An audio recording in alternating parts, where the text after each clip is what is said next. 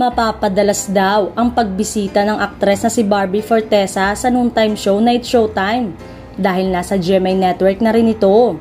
Sa kanyang performance sa nasabing noontime show ngayong araw, umawit si Barbie ng kantang Maria ni Wasa para sa madlang people. Nang makapanayam siya ng mga host, sinabi ni Barbie na masaya siya at nasa Kapuso Network ng It's Showtime.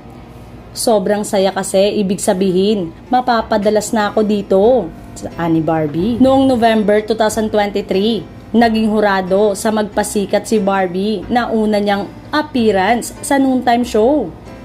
Matatandaan na nitong April 6 lang nang unang lumabas ang naturang noontime show sa GMA Network.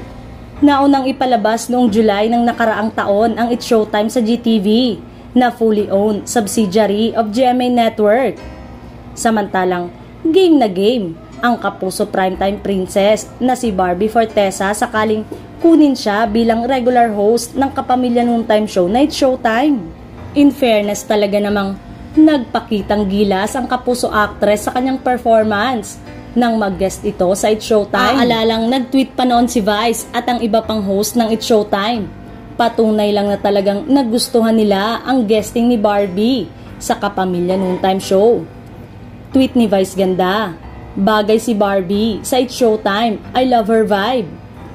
Marami ding madlang people ang pabor na si Barbie Fortesa na ang kunin ng It's Showtime bilang maging bagong host ng nasabing noontime show sa GMA Network.